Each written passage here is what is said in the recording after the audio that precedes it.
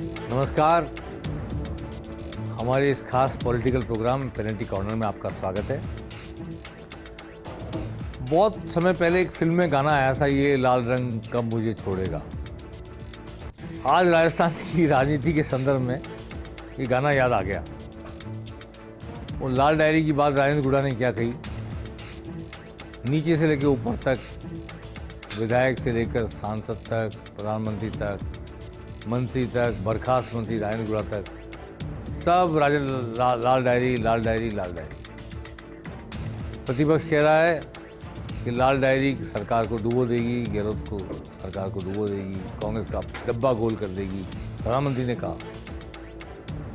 और सत्ता पक्ष राजस्थान का ये कह रहा है कि ये सब बातें हैं। शांति धारीवाल ने भी कहा कि षड्यंत्र है विपक्ष का, बीजेपी का, किसी को इस्तेमाल कर रहे हैं वो लोग, हमारे अच्छे काम है उनको भुलाने के लिए, वगैरह वगैरह तमाम बातें। आज राजेंद्र गुड़ा ने भारी भरकम लवाजमे के साथ लाल डायरी को, कथित लाल डायरी, मैं अभी नहीं कहता लाल डायरी वही है, कोई और है, कथित लाल डायरी, जिसके लिए वो कह रहे थे कि विधानसभा में पन्ने फट गए, कुछ लोगों ने लूट ली, कुछ कर दी, उसको सुरक्षित रूप से लेकर जयपुर पहुंचे। उदयपुर वाटी से आए होंगे, कई सारी गाड़ियां थी आगे पीछे, और सुरक्षा के वातावरण में उन्होंने प्रेस कॉन्फ्रेंस की। प्रेस कॉन्फ्रेंस में लाल डायरी के 3 पन्ने उजागर किए, जिनमें आरसीए चुनाव का जिक्र करते हुए धर्मेंद्र राठौड़ की राइटिंग बताई गई है। और उन्होंने दिनचर्या लिखते हैं, जैसे मैं आज उससे मिला, उसने वादा पूरा नहीं किया, उसने आरसीए में लोगों से जो वादा किया था वो पूरा नहीं किया, प्रॉमिस पूरे नहीं किए, जो भी बातें हैं वो उजागर की और दावा किया कि धर्मेंद्र राठौड़ की राइटिंग है। और ये कहा कि अभी तो ये शुरुआत है, मैं कुछ और पन्ने खोलूँगा, फिर और पन्ने खोलूँगा, कुछ और पन्ने खोलूँगा। तो लाल डायरी लेकर आए हैं। ये लाल डायरी वाकई वही लाल डायरी है क्या? कोई लाल डायरी है जिसको ये लाए वही है? और वही है तो ये राइटिंग धर्मेंद्र राठौड़ की है जिसका ये दावा कर रहे हैं।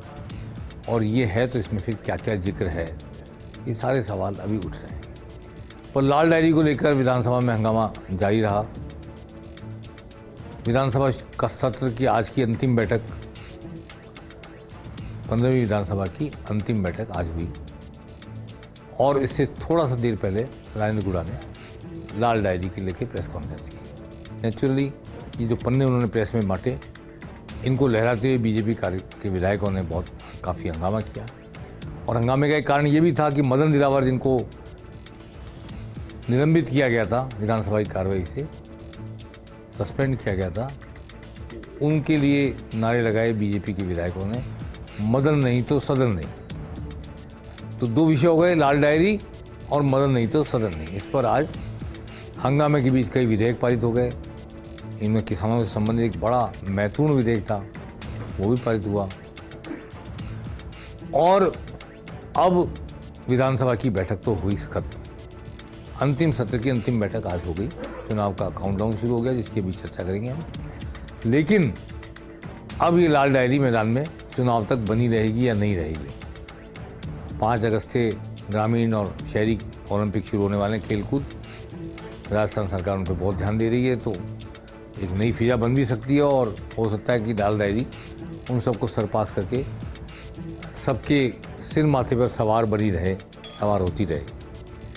आइए सुनते हैं सबसे पहले राजेंद्र गुड़ा ने क्या कहा। बर्खास्त मंत्री राजेंद्र गुड़ा ने लाल डायरी के पन्ने पेश करते हुए, फिर सतीश पूनिया ने भी कुछ कहा, और सतीश पूनिया के और गुड़ा के बाद इनका जवाब दिया गोविंद सिंह डोटासरा ने, पीसीसी चीफ ने। तो आइए तीनों क्या कह रहे हैं सुनते हैं एक बार लाल डायरी को लेकर। देखिए, मैं आपको बताऊं, मैं हाउस में डायरी टेबल कर रहा था, उस टाइम में मैं यही मांग कर रहा था कि इसकी जांच ईडी से, इनकम टैक्स से या सीबीआई से इसकी जांच हो। इस कंडीशन पर मैं टेबल कर रहा था, लेकिन मुझे बोलने नहीं दिया गया। 100% मैंने वही किया है कि जमीन पर सो रहा था, घास की रोटियां खा रहा था, दर दर की ठोकरें खा रहा था। दुनिया याद करती है। मान सिंह फर्स्ट सारे के सारे सोने के रथ थे, बर्तन सोने के थे। दुनिया की उस जमाने की सारी शान शौकत और सुविधाएं उनके पास थी, कोई नहीं याद करता। तो मैं ये कि जो संघर्ष करेगा, जो लड़ेगा, जो संघर्ष करेगा सच्चाई के लिए, मैंने माता और बहनों का मुद्दा उठाया। क्या गलत कर दिया मैंने? किस चीज की माफी मांग लूं मैं? मैंने यही तो कहा था अपने गिरिबान में देखो राजस्थान नंबर 1 हो गया महिलाओं के दुष्कर्म में। इस क्या कह दिया मैंने इसमें? किस चीज की माफी थी? सरकार के खिलाफ प्रामाणिक रूप से जो मुद्दा और मसला है वो भ्रष्टाचार का है, लेकिन उन्हीं की सरकार के एक मंत्री दुष्कर्म की घटनाओं को लेकर एक सवाल खड़ा करते हैं और कालांतर में उनको बर्खास्त कर दिया जाता है। उसके बाद वही बर्खास्त मंत्री एक लाल डायरी का जिक्र करते हैं और आज उस लाल डायरी के 3 पन्ने बाहर आते हैं। ऐसा लगता है कि लाल डायरी के 3 पन्ने बोल रहे हैं और सियासत के राज खोल रहे हैं। ऐसा हमें तो पता नहीं, किसी तरह की लाल डायरी हमने देखी नहीं, सुनी नहीं। ये तो सब काल्पनिक बातें, मुद्दे बनाने की बातें हैं और मुद्दे बना करके इनके पास में मुद्दे नहीं हैं, इसलिए ये मुद्दे बना करके भारतीय जनता पार्टी के लोग जिस तरीके से ये साजिशन कर रहे हैं, इनको जनता सब देख रही है। ये कह रही है आपने हमारे लिए कोई किसान की आमदनी दुगुनी करने की बात की हो, कोई महंगाई कम करने की बात की हो, कोई शिक्षा की बात की हो, रोजगार की बात की हो, तो आप बताइए ये कोई मुद्दे हैं क्या? ये कोई बातें हैं क्या? ये सब कपोल कल्पित है और नौटंकी है, जिसको लेकर के जनता के बीच में जाना चाहते हैं। जनता इनको पूरा जवाब देती है। एक तरफ ये दावा कि लाल डायरी में भ्रष्टाचार का कच्चा चिट्ठा दर्ज है, जिसे कूड़ा किसी दिन उजागर करते रहेंगे। बीजेपी के हाथ एक हथियार लग गया है और डोटासरा का कहना है सब कपोल कल्पित बातें हैं। परसेप्शन बहुत इंपॉर्टेंट होता है राजनीति में।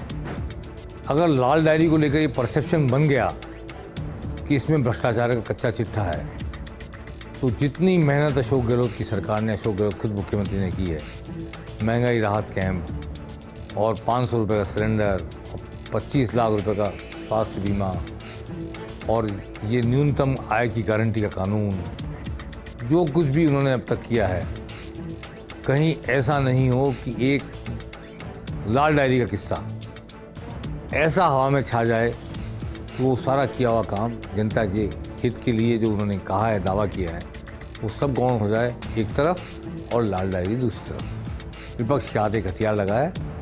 अब कांग्रेस और गहलोत सरकार कैसे इसको न्यूट्रलाइज करती है या और कोई प्रमाणिक तथ्य लाल डायरी के माध्यम से सामने आते हैं और गहलोत सरकार को कटघरे में खड़ा करने में सफल होता है प्रतिपक्ष, ये आने वाला समय बताएगा। अभी अनुमान लगाया जा सकता है 3 पन्ने आए हैं, 3 पन्ने में ऐसा कुछ नहीं है कि विस्फोट हो जाए और वो राइटिंग भी धर्मेंद्र राठौड़ की है नहीं है। बूढ़ा का दावा है कि उनकी राइटिंग है, धर्मेंद्र राठौड़ को बताना पड़ेगा कि उनकी राइटिंग है नहीं है, और है तो क्या लिखा है ऐसा जिस पर कोई क्राइम बनता है, कोई कच्चा चिट्ठा खुलता है। अभी ये सब भविष्य के गर्भ में है, परंतु लाल डायरी का किस्सा नीचे से लेकर ऊपर तक, कांग्रेस सरकार के बर्खास्त मंत्री से लेकर प्रधानमंत्री तक, सब ने अपनी जुबान से दोहरा दिया है और राजनीति में, मीडिया में, सब जगह लाल डायरी का चर्चा यहाँ है। आइए देखते हैं क्या नतीजा निकलता है इस लाल डायरी के किस्से का।